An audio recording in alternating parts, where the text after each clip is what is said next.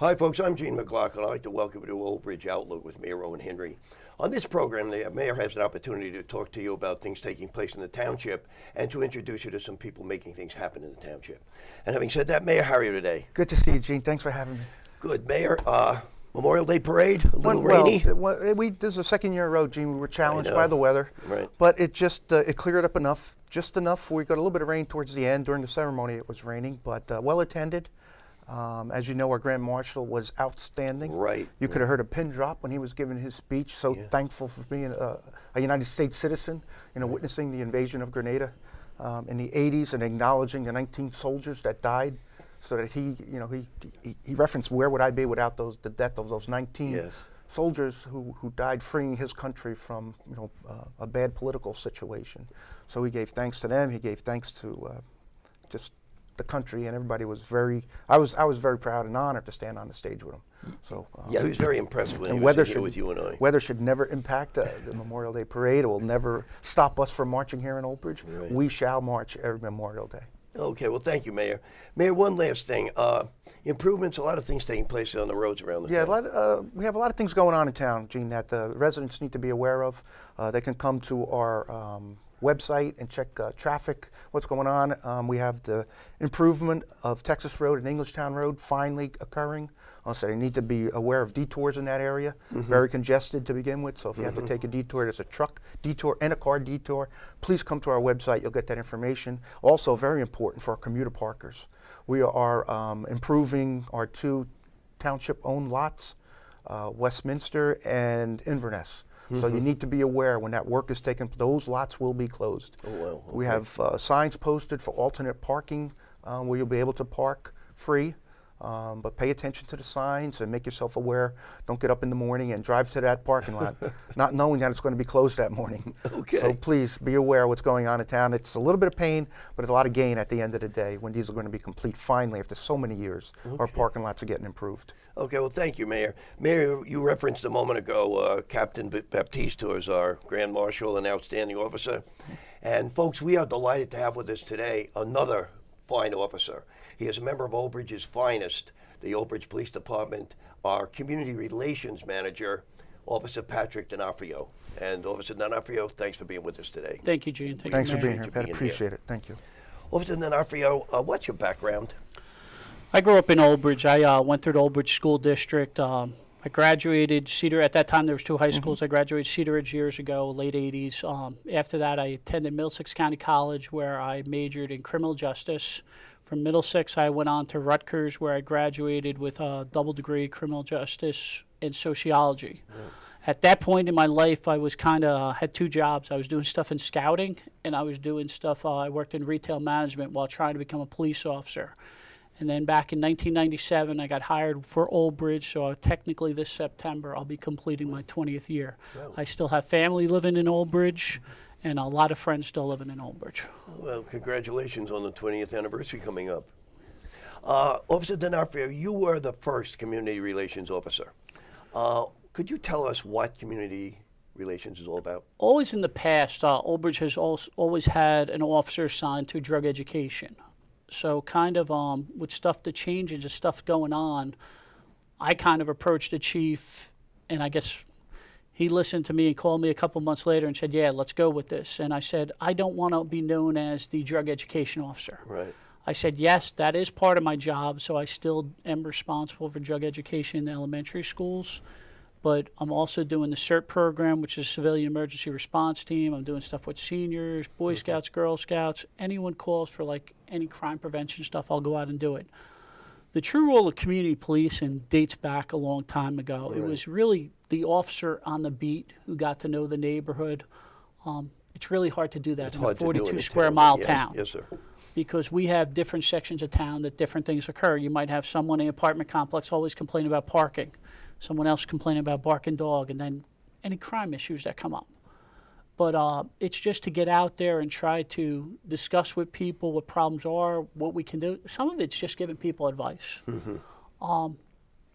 And there's no definite answers. Sometimes you got to try new stuff. It's saying, okay, what will work for Old Bridge? What works in another town might not work in our town. So it's coming up with different ideas and changing attitudes and saying, hey, try something new. So it differs considerably from traditional policing. Yeah, the true tradition, because traditional policing, you have the officer out patrolling, and yes, he's looking to stop crime and arrest somebody doing something wrong, or enforcement, or responding to a call. So hopefully the stuff that I'm doing is more prevention and awareness to make some of that stuff not happen.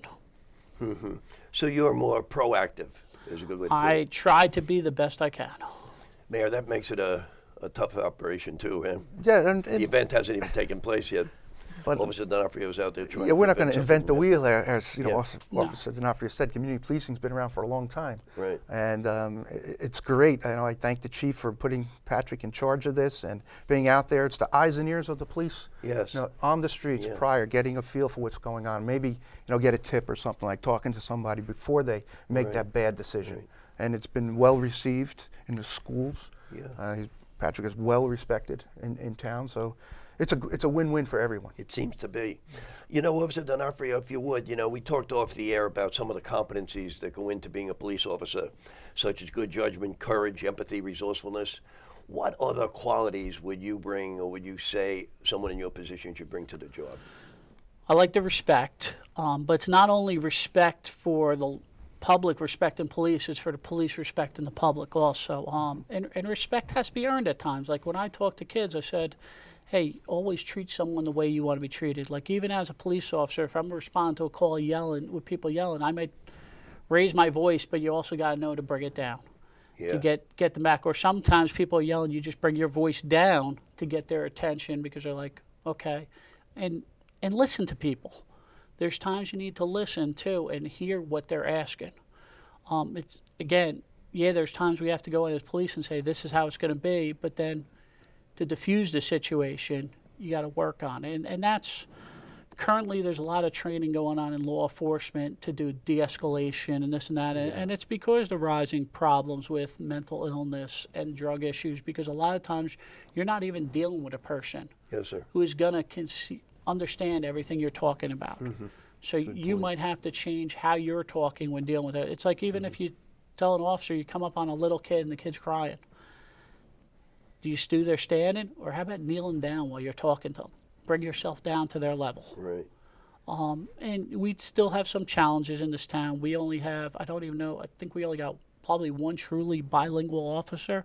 And we have sections in this town that still speak Spanish. Like I know some Spanish, but I can't sit there and have a conversation with you. But there are avenues, like an officer can pick up the phone, call a language line. Right.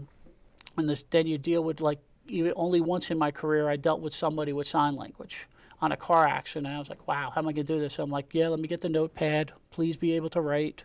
So you got to be thinking outside the box at times. Okay, thank you, officer. How do you define your mission? Do you have objectives, goals? Did you have to meet short-term, long-term, or do you put it together as you go along? A combination of all of them. I would have loved to say, hey, I could come in and just do this. But one of the biggest things you need to do is build partnerships. And it's hard to change that concept because you've had people saying, well, this is how we do it for years. And part of it, and again, I'm not creating the wheel. I'm seeing what other people are doing. Where you build a partnership with the law enforcement, schools, municipal alliance, businesses, the healthcare system. Because if you just take the current drug epidemic, law enforcement can do one part, but you need these and these to help. And if there's not that, I'm going to say that circle, where you're trying to get it every end. So some stuff the school district did. The school district did revamp their whole health curriculum where they cover drugs almost from every grade to 6th through 12th grade, where it's not a whole marking period. There are certain grades that they cover at the whole marking period, but now they throw in like a 2-week window. Something I also did is traditionally we always did drug education in the elementary schools.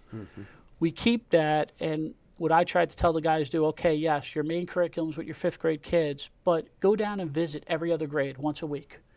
And maybe for kindergarten, you're just going in and talking about being a police officer. 1st grade, stranger danger. 2nd grade, the state gives us free 911 coloring books. So I said, do 911 in 2nd grade. 3rd grade, I tell them to talk about bike safety, and I'm trying to get them to do like internet safety in 4th grade. And then what I did this year is I partnered up with an ex-DE agent, and I was able to get the funding to hire them, but we did strictly vaping in 7th and 8th grade as an assemblies in both middle schools. So I already told him this year, I said, we're go for next year. I want to do vaping in 7th grade, but I want to switch to either marijuana or synthetic marijuana for 8th grade. And I also contacted City of Angels, is a big opiate group down in Mercer County. I brought them into the senior class, and we did assemblies for the seniors just on addiction, where one of the heads of City Angels lost his son to opiate overdose, but he brought 2 kids from different paths suffering through addiction. One was through the criminal end, where he was used drugs and then became a seller, and then the girl actually got hooked on it through medication. She had ovarian cysts and then switched to heroin, and her mother was with her, so you even got to hear the mother's side, because the mother saved her life by doing CPR on her. I also did another thing in the 2 Catholic schools. I brought in 2 kids to just talk with the 8th graders just about addiction. And one of the kids was a local Old Bridge kid who's now in his young 20s. And they were very well spoken. And it kind of gets, because kids don't understand addiction, and it's hard to explain it. But there's more you can do. And that's one of the things I've tried to meet with the student assistant counselors in the high schools and saying, what other ideas do you have? Like Officer Kozlowski did a neat program. He's the officer who works the high school. The county does a DWI program where they bring out golf carts, and they set up on fields last week. They set up 2 courses, and I actually went out and helped them. And I was like, wow, I don't want to sit in the carts with these kids, but it was kind of interesting, because some of the kids, but a lot of these kids feel they shouldn't do it. They're like, oh, I don't want to do it. It's goofy. That's the drunken And, goggles? Yeah, Put the and drunken they goggles take on? it. It's Yes. or you get the straight A student. Like when I did the assembly about addiction, I had the principal approach me a day after and goes, well, a couple of my straight A students left your assembly in the middle of it because they said, that can never happen to me. Well, But that's the difference. It can happen to you. yeah. You make one wrong choice, it affects you for the rest of your life. Well, thank you, Officer. You know, Mayor, Officer D'Onofrio brings up an interesting point. The extensive activity that he can take part in throughout each grade. I thought that was very interesting, Yeah. each grade of the school. They're the our different future. things. There's our audience, and From we have to internet to keep. scams, you know. Yep. So, It's, you know, you have a very extensive portfolio. Hey, as I said, it's try new things and see what works. Right. So I kind of got the rapport with the school district. I would like to see if we could get some more businesses and stuff involved. But as I said, even with the thing I did with the middle school, I had a business owner in town. I said, wow, where am I going to come up with $2,000? And he goes, I'll give you $1,000 right off the bat. So I'm like, okay. And he already told me, he says, I'm game again this year. All right. And then, I mean, even with the Municipal Alliance, they expanded a youth program with student ambassadors in the elementary school. And one of the things I brought up with them, I said, you know, we got peer leaders in the high school, you got peer leaders in the middle school, you got the student ambassadors. I said, why aren't the ones in the middle school working with the elementary and vice versa, so there's closer age groups?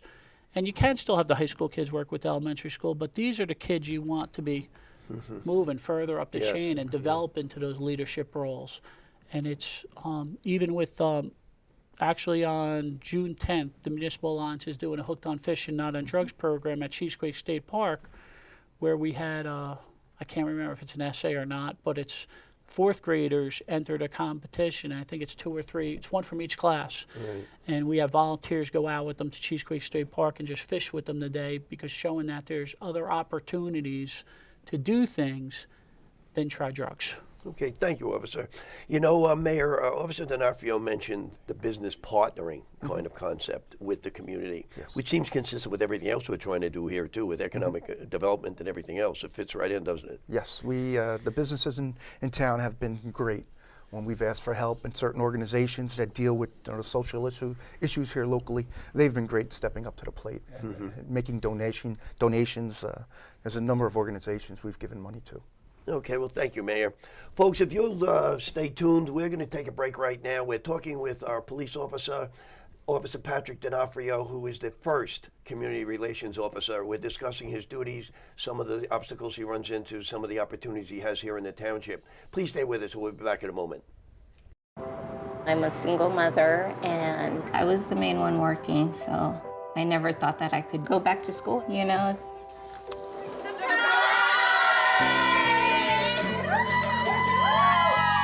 I sister, my mother, everybody wanted to help me with my kids. I could not have gotten my diploma without my family. Find free adult education classes near you at finishyourdiploma.org. Drop that baby.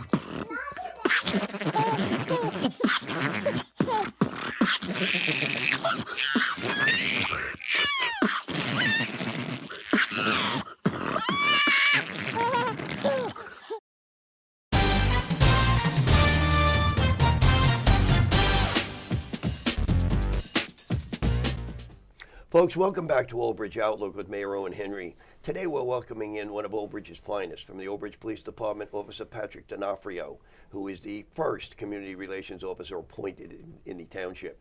We've been talking about a number of things, and Officer D'Onofrio, if we can pick up, you have broad outreach, as you alluded to earlier, broad outreach to many segments of this community. You touch everybody. Would you like to elaborate on that, the businesses, the residents, the seniors, and so on? It's kind of whoever's looking for involvement with the police department. So, for example, if Boy Scouts or Girl Scouts reach out to us, we try to go out and do something with them. We kind of touched on how we work with the schools. I'm also involved with this community emergency response team, which is through OEM. CERT originated in California due to forest fires and earthquakes. It's designed to train a person how to take care of themselves in an emergency. And then Old Bridge has expanded a little bit further. We have a separate CERT team in Old Bridge. So after you go through the program, you can actually, if you wish, to join that team. They were a great help in Sandy. They're the ones who actually ran the shelter in the middle school, and they've been recognized by the county for that.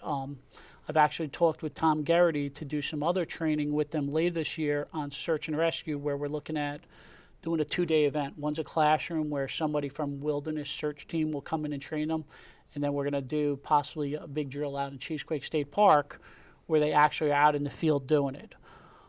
Besides that, I feel I'm a little bit behind right now. I also try to do stuff with seniors, and we do stuff with the medicine take back. We do have a Project Medicine Box drop box in our municipal complex right in the police station for unused medication. But we also take part in the DA's take back program every year. So the time I did it last year, I wasn't responsible for advertising. We collected about 30 pounds of medicine. Really? 2 months ago when we did it, I tried to push it the best I could, and I collected 130 pounds. That's amazing. It's amazing. So- And that's just 1 year. That's amazing. that was one time in a 4-hour window. Wow. So And this is prescription medicine. that Yep. People have The only laying thing around. we can't take is needles. The problem with disposing needles, it's a major issue, and right now I'm trying to see if we can work with one of the hospitals to address that. So what I would like to do with some of the seniors, because you know they're not walking in here and dropping their stuff in, is go out to like Cheesequake Village or 100 Ticetown, and even like a 2-hour window, and also provide training with them on just fraud alerts. That's what I was going to ask you about. It seems you hear a lot about seniors being scammed today. Well, About every it's- possible thing, internet. It's also our generation. If you take the seniors, their attitude growing up was that of a giving attitude. Yes, sir. When you got to explain to them now, you live on a fixed income. Whatever dollar amount you feel safe at giving a year, you can divide it up to 10, 20, whatever you want. But say if it's $100, pick 5 charities that you feel.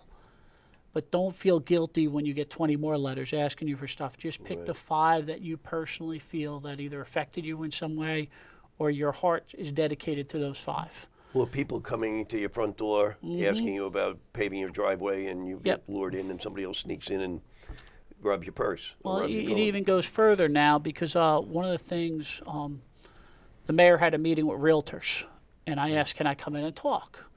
And one of the things that came up in another county is they're finding people are going into open houses to steal people's medication.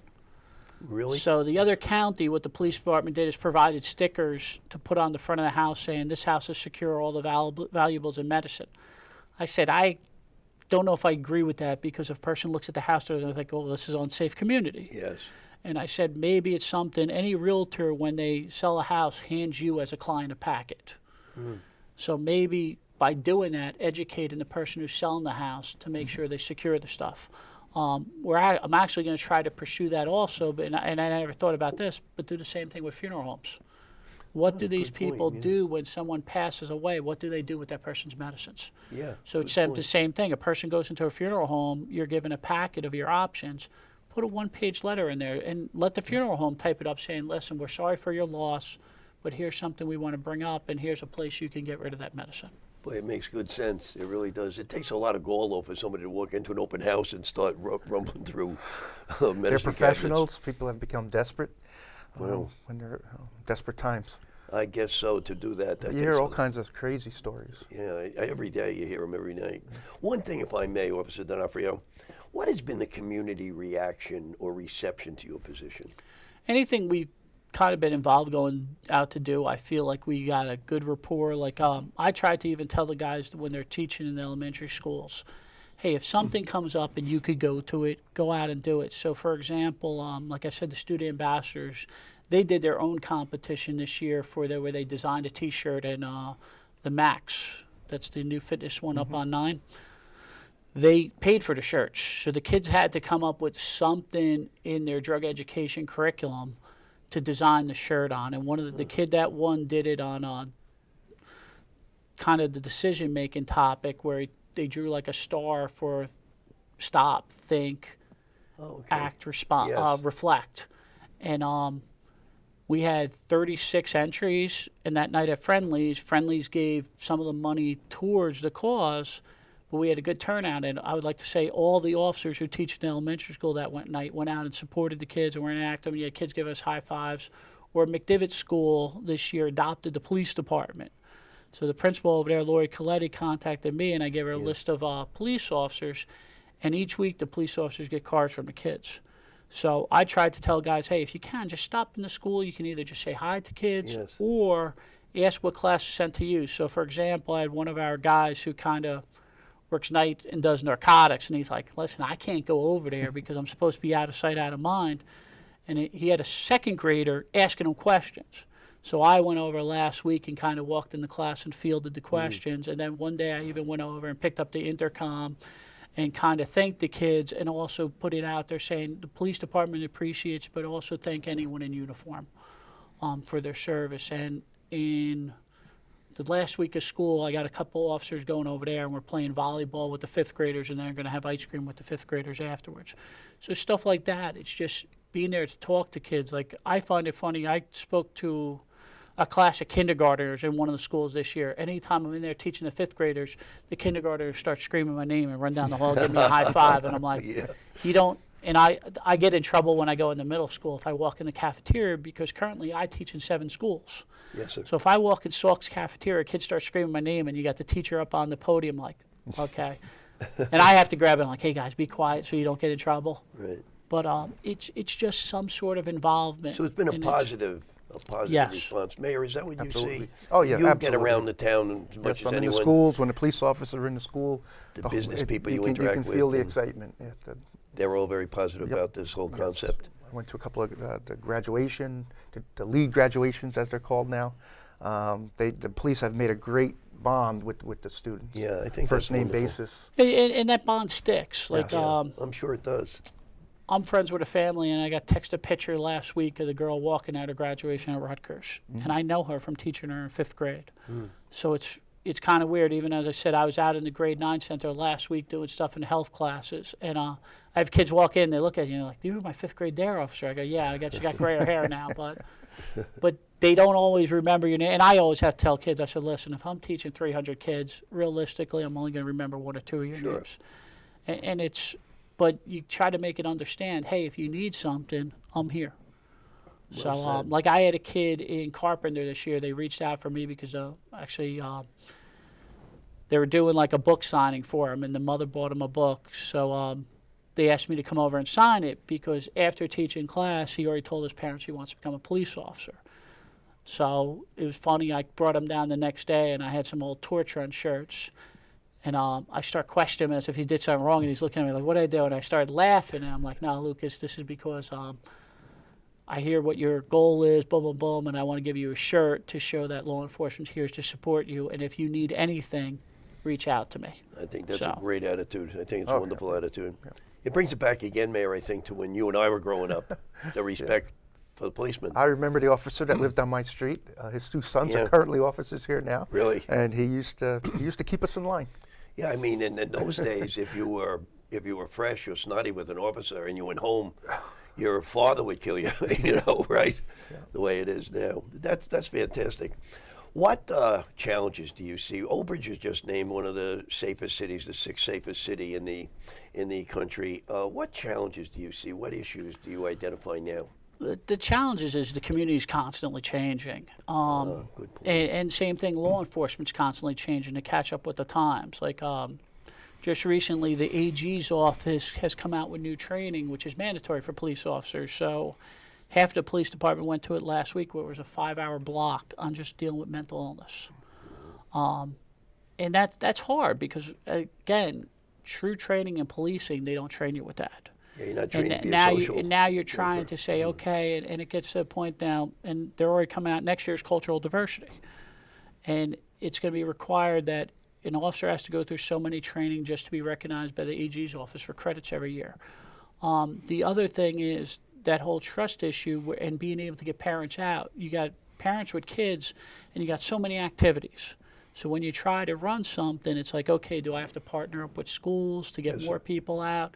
And you would try to get the word out saying, hey, what can I do to get more people out? Because statistics show just with drug use, if a parent has a conversation with a kid, there's 50% chance that kid is likely going to try drugs. So, and even if you could develop that, so like I even tell kids when I do stuff with them, even the younger kids, like as I said with the 911 one, I said, I want you guys to take this color book home and discuss it with your parents. Okay. And just come up with ideas. Okay. One thing, if I may, do you think as an individual you can have an impact out there? I think if I get through to one kid, I made an impact, because hopefully that'll at least save one person's life. I mean, am I going to save everybody? No. No. But you got to start somewhere, and hopefully you can. I was at a presentation last week, and they said, we currently are losing a generation. And someone corrected the speaker and say, no, we've lost a generation. So it's kind of want to change that attitude and say, hey, it's never too late. Right. Mayor, it seems Officer D'Onofrio has a huge challenge on his hands, though, to change behavior, change culture, recognize change. And we all need to play a role in that. We all do. Everyone in our town needs to play a role in helping our town develop safe, keeping it safe. We have to be aware of our surroundings. If we somebody in need, we need to dial 911 and get the police there immediately. So we all play a role. I mean, the difference with the officers, they have the opportunity 10, 11 times a day to make a difference in someone's life, whereas the average resident, maybe once a month, you come upon somebody that needs help. Yeah. Officer D'Onofrio, before we close, what would you like to leave with the community? What message would you like to dispense to the community? Number one, I would like to say, don't be afraid to call the police if you need assistance. We're here to help you. Number two, take advantage of the medicine drop box and return unused medicine, and so it gets disposed properly. And number three, if you need anything that we can assist you with that I feel I might be able to give you information, I think, feel free to contact us. You can contact me at 732-721-5600, extension 3170. Leave a phone number or email, and I'll get back to you. Okay, well, Mayor, I think this has been a very good orientation to this new job, don't you? Yes, I think Officer D'Onofrio has done a wonderful job of highlighting everything we're here to that help. takes place. We're here to help everyone in the community. Okay, well, thank you. And Officer D'Onofrio, many thanks for coming in. Thank I you, want to wish Gene. you the very best in the new job. And Thank as you used to say, when I was on Hill Street Blues, be careful out there, okay? Continue to do a great job, and thank you for your service. Folks, this has been Old Bridge Outlook with Mayor Owen Henry. We've been talking to Police Officer Patrick D'Onofrio about his new role as Community Relations Officer. We hope you enjoyed the program. Please stay tuned to other programs here on Old Bridge Television, and we'll see you next time. Take care.